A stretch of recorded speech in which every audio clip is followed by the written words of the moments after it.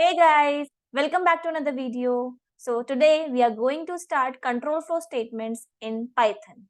So in this video, we are going to cover about if-else, nested if-else and other topics related to selective constructs and furthermore. So without any delay, let's get started.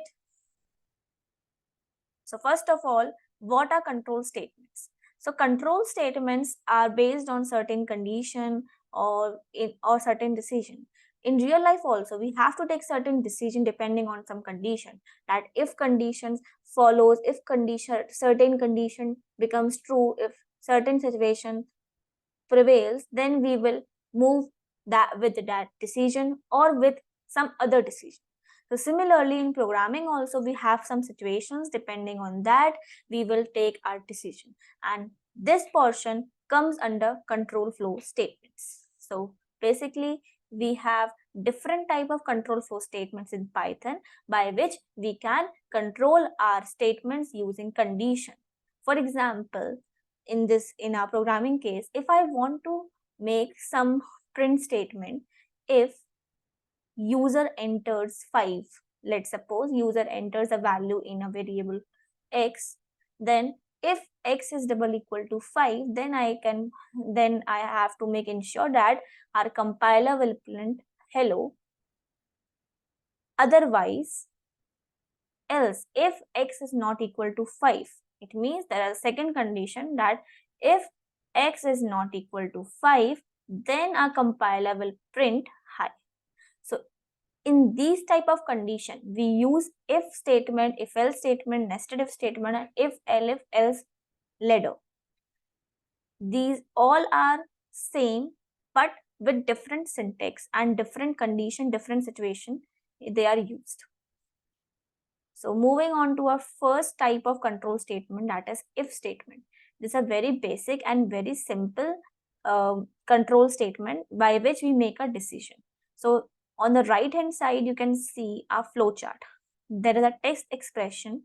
So using this text expression, we will ensure that whether a condition is true or not. If this expression becomes true, then body of if, that is the statements written in the if condition, will be executed. Otherwise they will not be executed and the control move out of the if statement. Simple. What it means, inside if we only have one keyword, that is if, that states only one condition. For example, if I say x is equal to 5, if my x is equal to 5, then only a statement will print called hello. Okay, so this is only one condition. So inside if we have only one condition and depending on that condition we have to take the decision, then we use if statement. Okay, it is used to decide whether a certain statement or block of statement will be executed or not. Okay, if certain block of statement, if you have to enclose a certain block of statement into a particular condition, then we use a if statement. Its flowchart is given on the right hand side. Hence the condition after evaluation will be either true or false. Okay, so to condition, everything depends on this. Okay, everything depends on the condition. If the condition is true, then the statements will be executed. Otherwise the control move outside the if statement. Okay, let's take an example and understand it better. So I have taken one example here. Okay, so here you can see I have taken I is equal to 10. The value of I is 10, and I have taken a condition that if my I is greater than 15, then print I is greater than 15. And if it is not greater than 15, the condition is not true will be printed, which is placed outside the if statement. Remember, in Python, we use indentation. We use indentation to identify a particular block. So here, this if block stays like this with indentation. Okay, we have to give a particular space in the starting of certain block. If we have to indicate that this statement, the print statement, is inside my if condition, if block, then we have to use indentation before our print statement. Okay, I hope I have made it clear already these things. Next, move on the if-else part. That is if-else statement. Now, the condition will be like this, that if the condition is true, then our if body or the if the statements will be executed which have been written inside the if. Otherwise, if they are not true, if this condition becomes false, then the control will move to the else part. For example, let's take a real life example. If I want to identify, if I want you to identify whether a number is odd or even, okay, so what you will say, what you will write, that the condition for odd or even is that even condition is like if a number is divisible by, if a number is divisible by 2, then it is even, and if it is not even, we all know then it will obviously be odd, because we have only two numbers in the mathematics, that either a number is even or it is odd. So we can use if else in that particular case. Okay, I can write a condition for number is divisible by 2, number is divisible by 2 or not. If it is true, then print even. If it is not even, then print odd. So I will use the else part. So here comes the part of if else. So this is the flow chart of if else, that if my test expression, that is condition, is true, then body of if will be evaluated.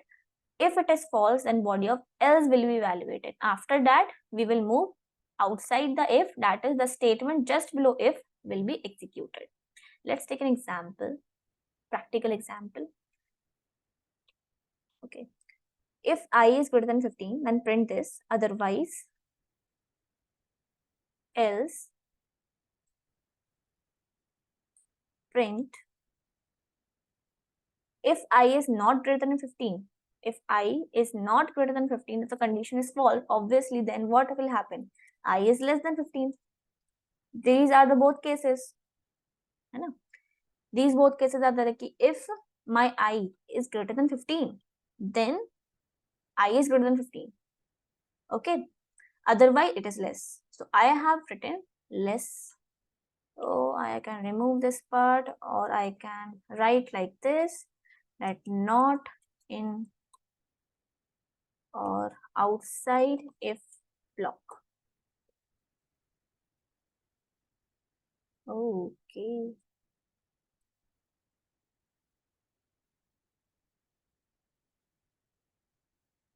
Outside if block. Let's run this code. Okay. So after if else, we got that I is less than 15. If I change the value of I, let's suppose 20, then the output will be changed, obviously, because 20 is not less than 15, it is greater than 15. So after I is greater than 15, compiler prints outside if block. It means the control shifts outside the if block. So if we want to indicate that particular statement is inside that particular block, we have to give the indentation. For example, if I want to add one more statement inside the if block, then I have to give the same indentation level.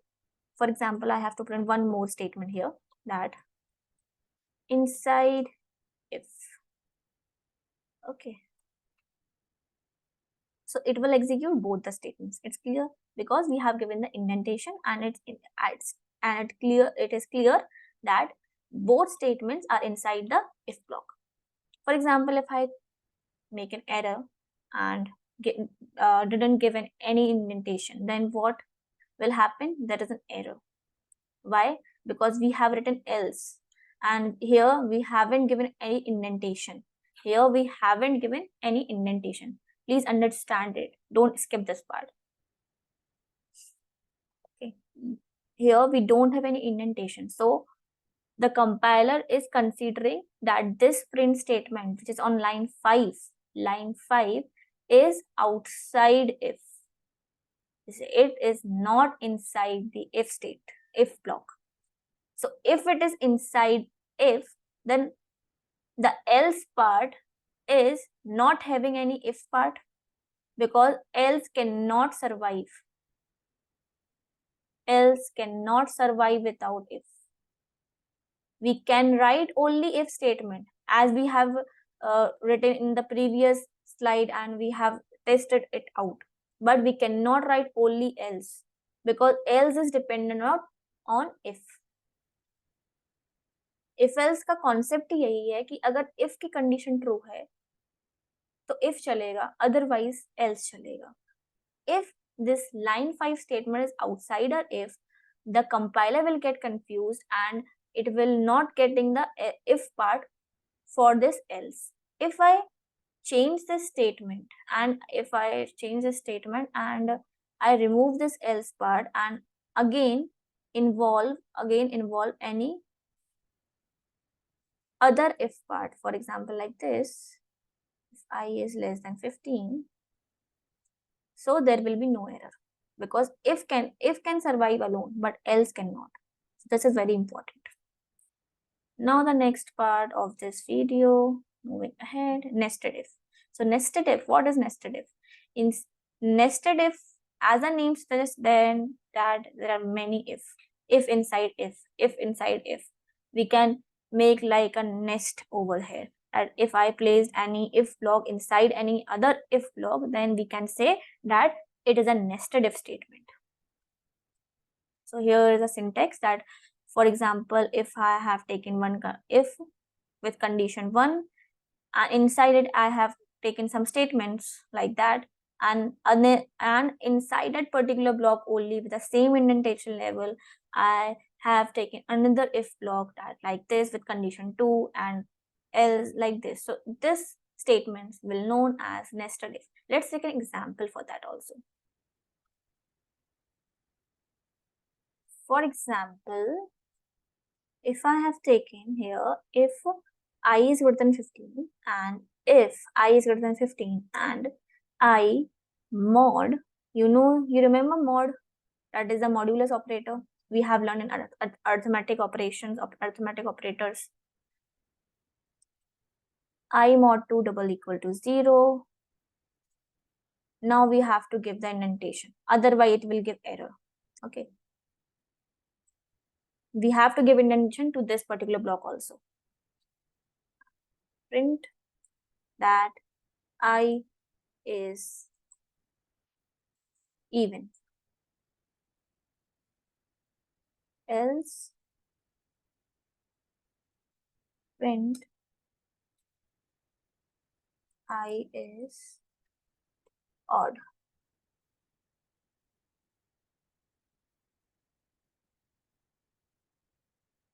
There's not many out there. Okay, why?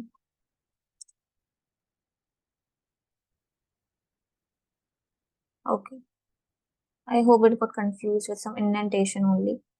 So this part is nested if part and this part is only if. So you have to know the difference between them. Okay, that which is nested if and which is only if. I hope it's clear. Now save this code and let's run this. So what output we get?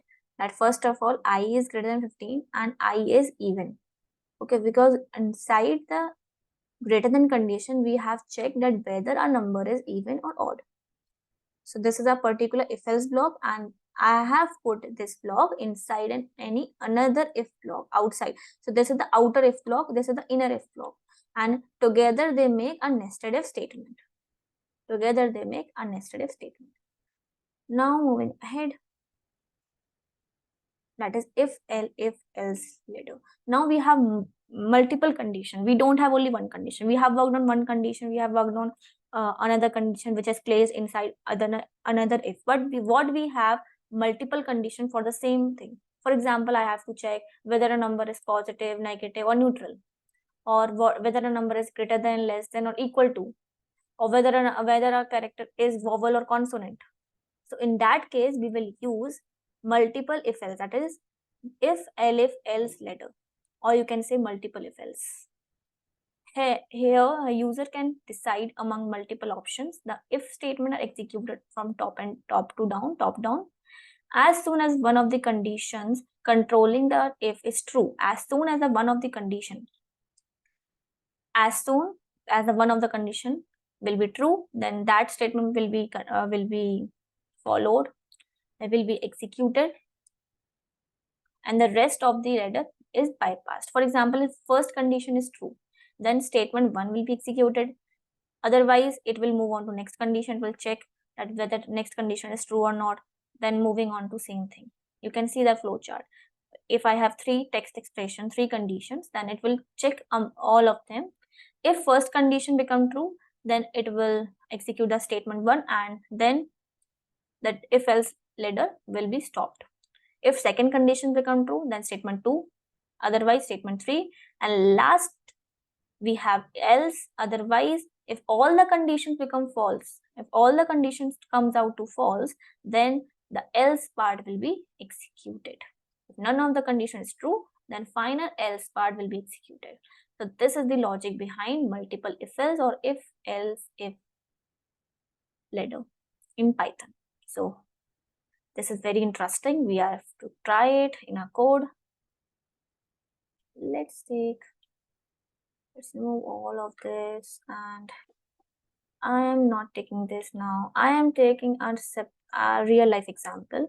Let's suppose I get a percentage. For example, let's enter a percent 70, and now I have to provide the grade to a student depending on its percentage. As you all have seen on a report card,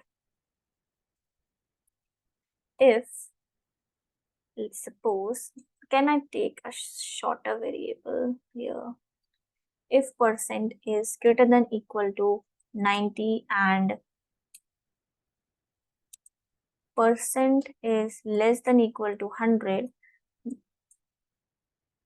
then grade is equal to A. Now here comes the logic elif, not else if, it elif. Put a second condition over here. Percent is greater than equal to 70 and less than equal to, oh sorry, this is not Java, this is Python. So here end is like this. Very sorry guys, I hope you remember this, but I am very fond of Java and use Java in my daily life, that's why I got confused. No issue. So percentage is greater than equal to 70 but less than 90, because we have included here 90 is included here. Here we have used equal operator also. So else grade is equal to B.